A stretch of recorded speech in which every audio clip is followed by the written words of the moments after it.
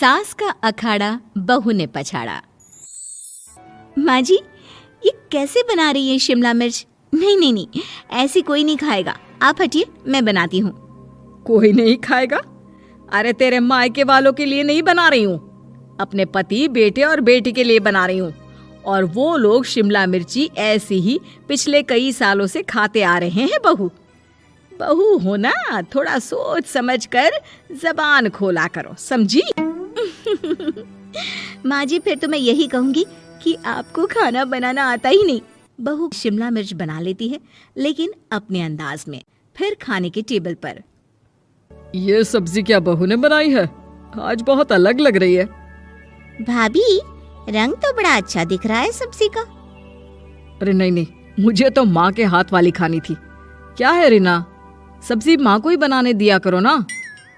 सास, जिसे अब थोड़ा सा अपना पल्ला भारी दिख रहा होता है। अरे अब बेटा मेरा जमाना आ गया।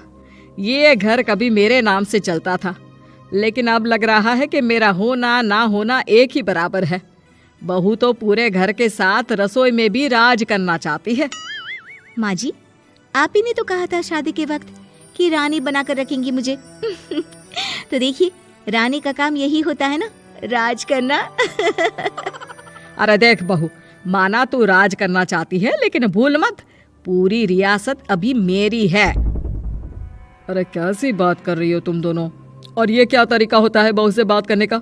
बेचारी अभी तो आई है, उसको आजादी भी नहीं दोगी क्या? तो वो इस घर को अपना घर कैसे समझेगी?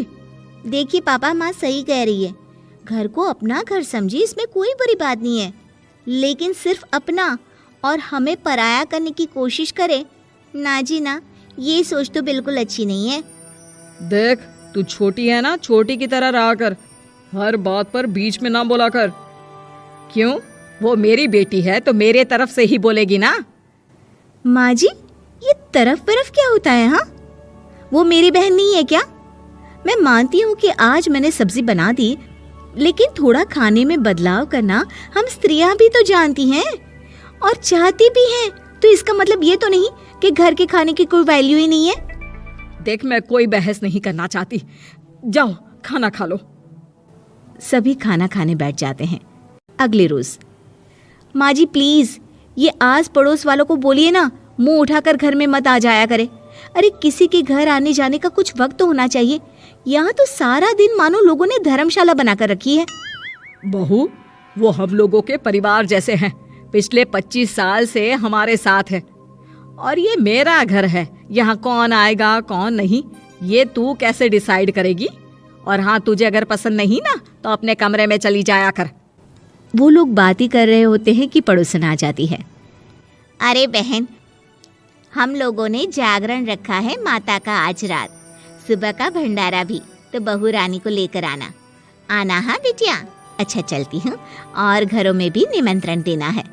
अरे हाँ हाँ, हम जरूर आ जाएंगे। वैसे किस किस को बुला रही हूँ? वो तुम्हारी ननद और भाभी भी आ रहे हैं क्या?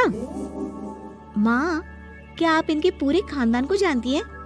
अरे भाभी ने ही तो मेरी ननद की शादी की पूरी तैयारियां कराई थी, और मेरे मायके में भी पापा की मौत के बाद वहाँ रहकर इन्होंने ही मुझे संभाला था।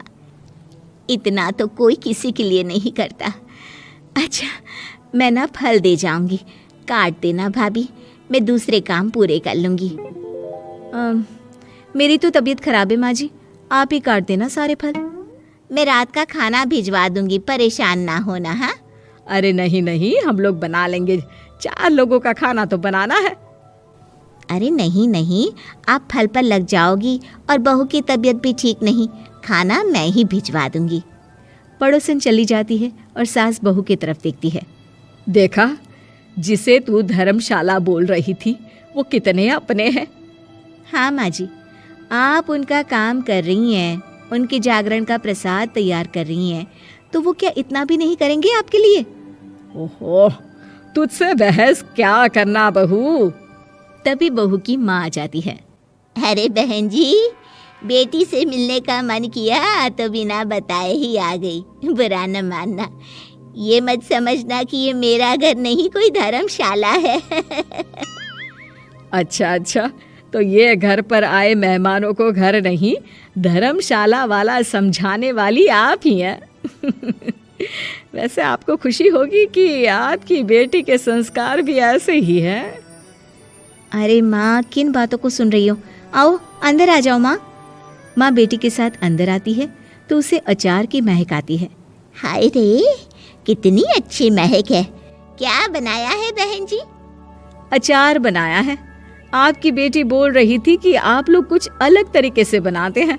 मैं तो बस ऐसे ही। हम लोगों के घर पर तो अचार टिकता ही नहीं है। अरे आता ही किसे है अचार बनाना? लेकिन जैसे ही बेटी माँ को कमरे में ले जाती है, क्या है माँ, क्यों आ गई यहाँ पर? बताकर तो आना चाहिए। अरे कैसी बात कर रही है बेटी? माँ को बेटी से मिलने का मन किया तो क्या माँ नहीं आ सकती? आ सकती है माँ, क्यों नहीं, लेकिन तू ना पूरा खेल बिगाड़ रही है। खेल? कैसा खेल बेटी? मुझे भी तो बता देती तो मैं भी खेल लेती। माँ, जब से शादी करके इस घर में आई हूँ ना, सासू माँ ने मेरा घर का रट लगा कर रखा है। अब मैं ये बताना चाहती हूँ कि यहाँ मैं आ गई हूँ। कोई भी चीज़ जो पहले होती थी वो ठीक नहीं थी, तो मैं उसे परफेक्ट करूँगी। अच्छा, यानी बात सिंहासन की है कि पहली रानी को उतारना है। हाँ माँ, तुम्हें जो समझना है समझो, लेकिन बात तो यही है। पर बेटा वो... बेटी कुछ नहीं समझती और दरवाज़ा खोलकर बाहर चली जाती है। माँ, जो कि एक अच्छी औरत होती है, बेटी को समझाने की कोशिश तो करती है। बाहर सास के सामने माँ कहती है, अरे बहन जी, आप चलिए ना मेरे साथ मेरे घर, बहू का मायका भी देख लीजिए।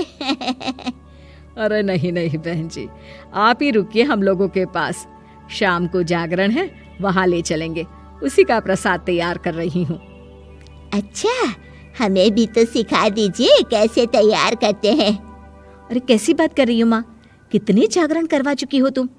देख बेटी, एक बात गांठ बांध ले, हर बेटी माँ के घर जो होता है वो देखती है, लेकिन सीखती वो सास के पास ही है।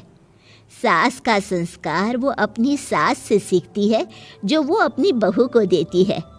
तो बेटी, यहाँ के रीति रिवाज, रहन सहन, बोली भाषा अपनी है, जिसे तुझे ना सिर्फ फॉलो करना है बल्कि सीखना भी है।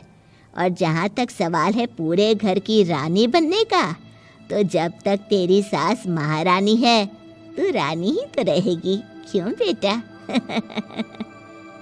बहू माँ की बात समझ जाती है और सास भी बहू की माँ का मन ही मन शुक्रिया अदा करती है।